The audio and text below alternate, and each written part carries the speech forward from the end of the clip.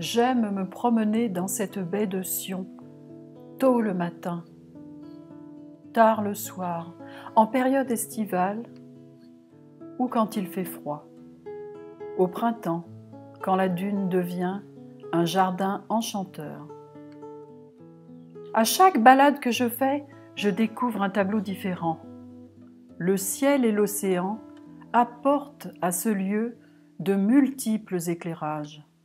Je me sens bien ici. Cette baie est un bijou. Nous devons lui offrir l'écrin qu'elle mérite. Depuis plusieurs mois, notre association réalise un important travail pour recueillir les attentes en matière d'aménagement de l'îlot Jeanne d'Arc et plus largement de l'ensemble du quartier de Sion. Dans cet esprit, nous sommes allés à la rencontre de la population, Illérois, propriétaires de résidences secondaires, vacanciers habituels ou occasionnels de notre station balnéaire. Ces échanges ont porté sur tous les aspects touchant à la naissance d'un projet différent, se présentant comme une alternative à ce qui nous est proposé. Nous vous invitons au voyage. Comment rendre à Sion toute son attractivité? Le projet est construit autour de 3 idées majeures. Apporter à notre station balnéaire une réponse architecturale adaptée au sein de l'îlot Jeanne d'Arc, en cohérence avec l'ensemble du quartier de Sion. Favoriser la création d'activités multiples au sein de l'îlot pour répondre au développement économique d'un Sion qui s'endort. Répondre aux besoins des Illérois, mais aussi à ceux des milliers de personnes qui fréquentent régulièrement notre station. Notre projet est en totale contradiction avec celui qui est proposé. S'agissant de la topographie des lieux, les conceptions sont très différentes. Vous pouvez constater clairement sur cette diapositive que le projet soutenu par la municipalité bloque toute circulation au sein de l'îlot.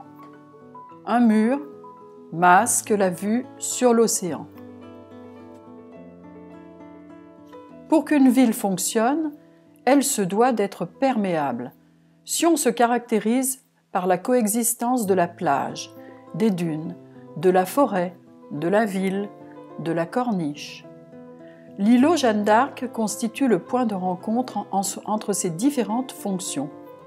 C'est sur ce principe que nous nous appuyons pour bâtir notre projet.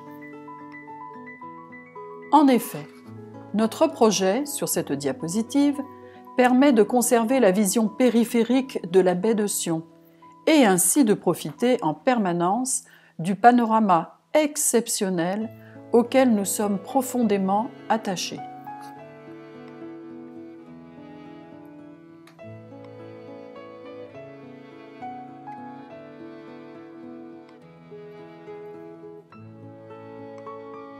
Les principes généraux que nous retenons. Au plan architectural, respect de la loi littorale, des constructions dont les hauteurs seront majoritairement limitées à un étage sans en excéder 2. Une logique de positionnement de ces constructions facilitant la circulation à l'intérieur de l'îlot et une vision transversale en de nombreux points de cet espace, vers l'océan, vers les dunes, vers le centre de Sion, vers la forêt.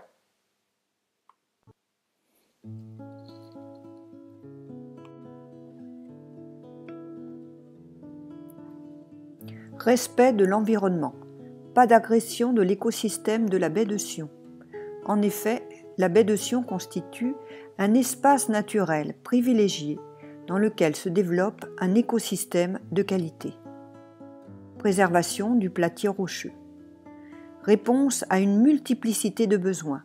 Contrairement à la thalasso qui prive les citoyens de cet espace public, le projet que nous défendons prévoit un vrai choix d'activités à tous ceux qui fréquentent régulièrement Sion.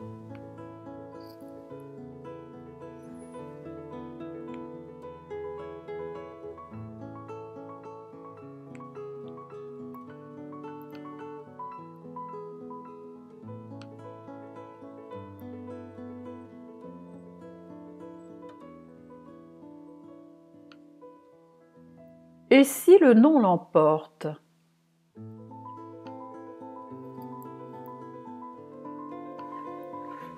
Vous visualisez l'îlot Jeanne d'Arc, tel qu'il se présente aujourd'hui. Notre projet part des 3 villas restaurées, La Clarté, Élisabeth et Quai-Émile, symboles de l'îlot qui viennent constituer le point de départ. La Villa Monique trouvera tout naturellement sa place dans l'ensemble des autres constructions.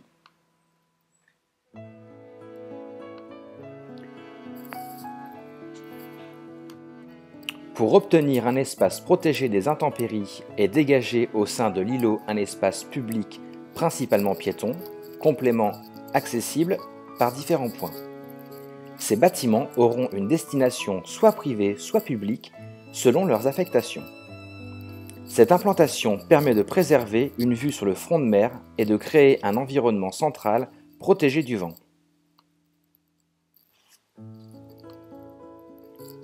En tête de l'îlot, création d'un complexe résidentiel à taille humaine, composé de 2 bâtiments, R+1 et R+2, sur le thème de la santé et du bien-être. Dans le premier bâtiment sera logé en rez-de-chaussée le centre de bien-être balnéothérapie, spa, salle de massage, piscine intérieure pouvant s'ouvrir à la belle saison vers la mer, pas grande baie coulissante. Cette piscine sera principalement destinée à des activités de rééducation douce, préparation à l'accouchement, cure postnatale, aquabike, mais aussi à des cours de natation.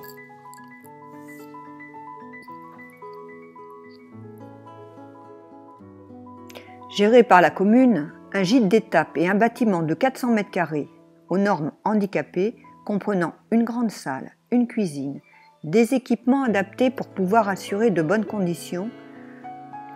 conditions tout type de manifestation. Modulable par zone, ce bâtiment permettra de répondre à une multiplicité de besoins: séminaires, formations, conférences, mariages, événements familiaux. Les activités culturelles. 2 activités centrales. La Livarde, musée maritime et atelier de restauration d'anciens navires.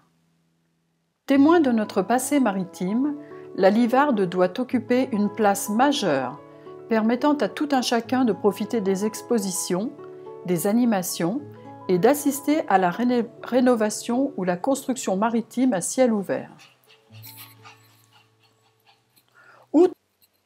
Outre les activités de lecture à la bibliothèque, organiser un véritable espace pour nos enfants dépassant le seul cadre de l'îlot, en accord avec l'ensemble des acteurs concernés, pour offrir un choix d'activités multiples et alentours et variables selon les saisons. Une grande place avec fontaine et bancs, point de rassemblement pour se retrouver à tout moment de la journée et dans la soirée. Un kiosque attenant pouvant accueillir des prestations de musiciens, de conteurs, marionnettistes. Des marchands ambulants pour permettre à chacun de s'offrir une friandise. Et bien évidemment, des commerces en dur, qui seront pour partie loués par la collectivité, facilitant ainsi l'installation de jeunes disposant d'un véritable projet. On y trouvera tout type de commerce, dont des commerces significatifs d'une station balnéaire, tels que vente et location de matériel nautique. Une place importante sera réservée à la restauration et à l'animation des plus grands. Les restaurants de poissons et de fruits de mer y seront privilégiés.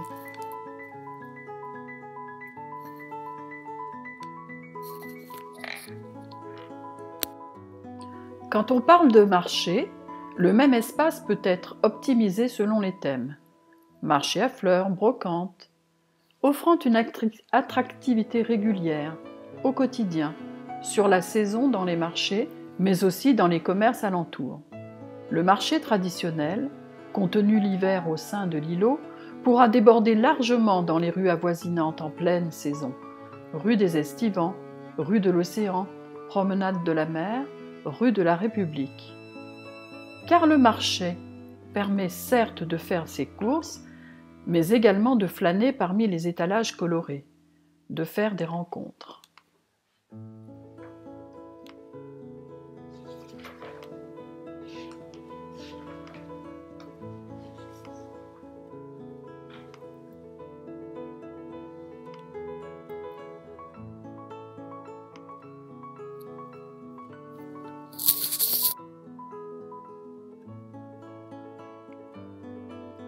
Des places de stationnement seront créées des deux côtés de l'avenue de la Forêt, ainsi qu'une dépose pour la résidence hôtelière avec un parking dédié. La place Vivi-Burgo pourra être réaménagée et arborée. Au final, dès lors qu'un endroit est attractif, le commerce s'y installe naturellement avec l'emploi qui l'accompagne. Les emplois créés dans le contexte que nous venons de décrire sont largement comparables à ce qu'il nous est donné d'entendre pour l'ensemble immobilier Thalasso, qui ne peut aujourd'hui rien prouver. Les risques seront ainsi répartis sur plusieurs activités et exploitants.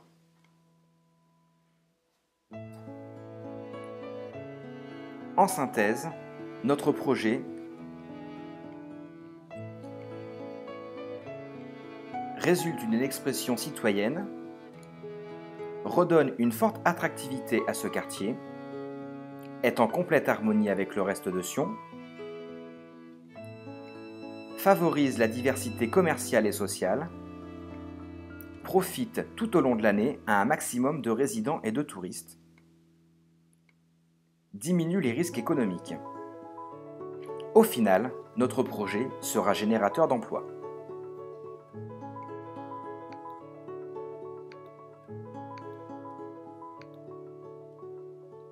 Le Sion que j'aime, c'est cela, ce caractère de village au bord de la mer, ces générations qui se succèdent en ce lieu avec autant de souvenirs heureux.